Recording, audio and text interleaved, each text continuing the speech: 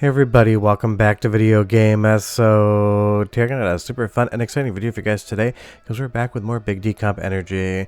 That is because when I talked about the 4 games in active development when it comes to decomps are concerned, Silent Hill definitely stole that video and everyone was very interested in the project. Since then, I've talked to some of the developers behind it, and it has gone up a metric crap ton as far as the actual decompile status is concerned, almost doubling from when we last took a look at it.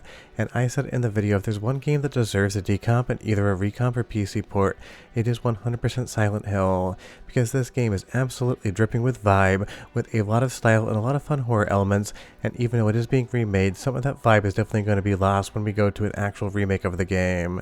That is why stuff like this decomp is so important, because one day it will probably lead to a PC port or a static recompilation, giving you the original Silent Hill in all its janky PlayStation 1 glory with a lot better graphics, a lot better performance, and a lot more features. Before getting much further involved though, do me a huge favor, go down below, hit like and subscribe, and ring that notification bell, definitely helps us out. And if you feel so inclined and want to support the channel, I got a Patreon link down below as well.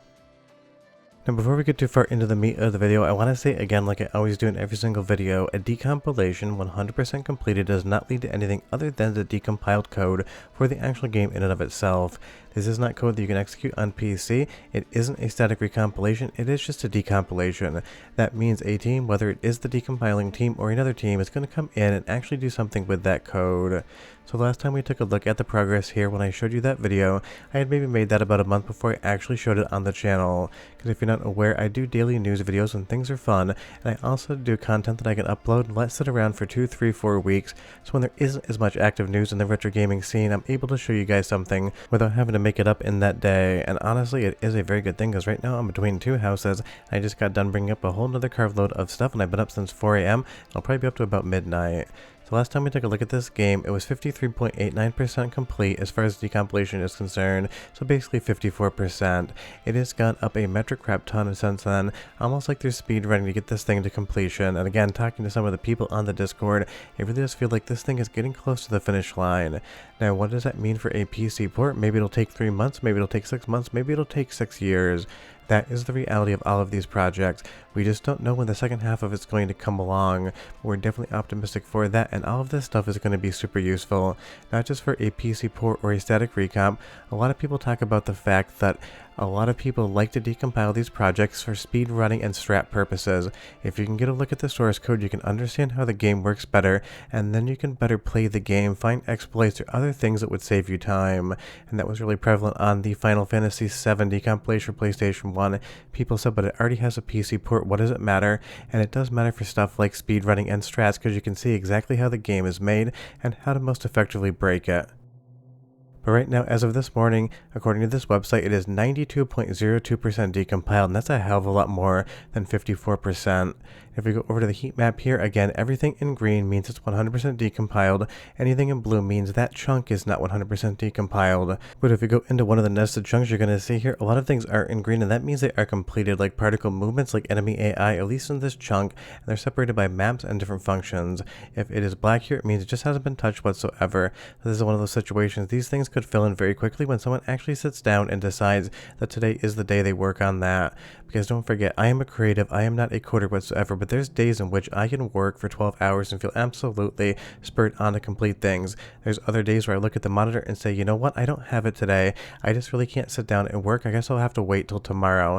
That is how most people's brains work. This is not a full-time job, you don't have to go to it, you choose to do it because it is entertaining to you and it kind of gives you a sense of fulfillment. So it's one of those things, maybe this will be done in a week if people get motivated, maybe people won't find the motivation for another 2 months to actually bring it to the finish line. Because these things aren't deadline, there's no boss waiting for you to say your deliverables are in. I think that kind of surprises some people how all these decompilation projects kind of work in fits and spurts and then go silent for a while. Pun very much intended for Silent Hill. It's just all down to the people that are making it, and when they find the time or when they find the energy or motivation to actually hang out and decide to themselves, today's the day that I'm going to make another chunk of work and post it for everyone to see. And honestly, it'll be really interesting to see what a Silent Hill decomp can lead to, because obviously on DuckStation we have the ability in software emulation to absolutely make this game way more playable and way less janky looking, and in some instances I think it looks really nice, in other instances I actually prefer the original PlayStation 1 hardware look without having any enhancements on whatsoever, which you totally can do in DuckStation, not saying you can't, but that kind of leads to the overall vibe of what a PC port could be. I'm going to get into that a little bit later in the video, but just think of it this way. When the actual remake comes out from Bloober Team of Silent Hill, it is going to change voice actors, it's going to change art styles, at least a little bit, it's going to change colorways to the point in time where, yes, it is the Silent Hill you know, love, and remember, but it's also a completely different experience. It'll never 100% hit the same way as playing the original game, and that's why these things are super important, even if there is a remake on the way. Now, one of the developers, and my pronunciation is terrible, so I'll write their name in the description below and link to their video, gave me permission to post this. This is actually the workflow on how they work on the decompilation projects, and honestly, a lot of this is just going to look completely foreign to you. I understand maybe 25% of it on the calls and functions to the PlayStation 1 hardware and how that would actually convert over into source code that you could then port to another platform, but this is basically what it looks like. It's not a visual thing, it really is just understanding how all of that text and all of those calls can be decompiled to get back to the original source code, because all this is really doing is trying to get back to what Konami developers would have been working on back in the day, because when you compile the source code for an executable, all the source code, it is not in the build. You can work back from the actual compiled code to get to source code, but it's not like the files are sitting there to drag and drop onto a computer. I think that definitely trips some people up. But go ahead and listen to this next soundtrack sample with voice acting, listen to the background music, listen to all of the different characters delivering their lines, look at every single colorway chosen in the scene, every single object the developers decided to put, and every single camera angle they picked for it. That's the mise-en-scène of what Silent Hill is, and that's what I mean when I talk about the vibe. But I'm alright, I guess. Glad to hear it. Have you seen a little girl? Just turned 7 last month. Short, black hair. My daughter. Sorry. The only person I've seen in this town is you. Where is everybody?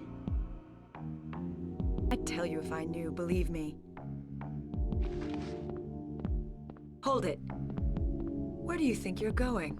Now, even though I think Bloober Team did an absolutely amazing job in remaking Silent Hill 2 way better than I anticipated, or I think anyone else on the internet did, it definitely isn't the Silent Hill 2 you played on PlayStation 2.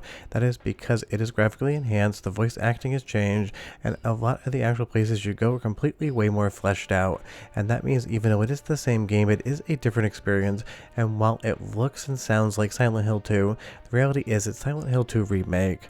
That's why something like a decomp leading to a PC port would keep those overall vibes intact, because just think of the scene you just watched and imagine it with a complete new voice acting cast, new camera angles, maybe some camera movements, and way better graphics. Yes, it would be a fun time, don't get me wrong, I'm definitely going to play it when it comes out, but it is not the original Silent Hill as you experienced it on PlayStation 1, and that is why we love the game so much. The overall vibe, the world building, the PlayStation 1 graphical aesthetic, that is important to the overall world of what Silent Hill truly is, and that is something you just can't 100% recapture in an actual remake. But I don't want you to think I'm being negative towards the remake. I'm excited as hell to play that. What I want to do is play the original PlayStation 1 version, then I want to go right into the remake to kind of see the vibes, how they are similar and how they are different. And the fact is, depending on how long it takes Bloober Team and Konami to complete that one, maybe there could potentially be an alpha version of the PC port of this game based upon a decompilation project. Because the reality is, since the last time I talked about it, it's gone up about 40%, and obviously 92% is about 8% of the way to a 100% decompiled project, and that absolutely is insane. And it's really not surprising that Bloober Team would and could change some of the events and overall voice acting in Silent Hill, and if I was remaking Silent Hill, I would definitely re-record all of the video and audio dialogue as well. That way you have a more modern reading of it, and I would even rewrite some lines. Not to say to change the story, but to just have a better and more fluid phrasing in some of the lines, because they can definitely be clunky. But the reality of that is that makes it a remake, not basically a new version of the old game, so when it does things slightly different, fans might not actually be into enjoy it that much. And that is kind of the thing. You can't revisit the same place twice. Sure, everyone goes back to Silent Hill and has their own experiences, but a PC port basically means you can play the game how you remember it being, not how it actually is. Because if you haven't played Silent Hill for 15, 20, 25 years, that nostalgia in your brain might trick you into thinking that the game performed better or looked better than it truly did. Because Silent Hill is an amazing game, it is a super vibey game, but as far as the visuals are concerned, it isn't the prettiest game on PlayStation 1, not by a country mile. But that jankiness and that pixelation is part of the charm, and on a PC port, just having it widescreen, a better frame rate, maybe some new controls, but still having the same aesthetic would be the icing on an already delicious horror-filled Silent Hill cake. But we're done. Hope you enjoyed the video. I'll see you next time. Bye-bye.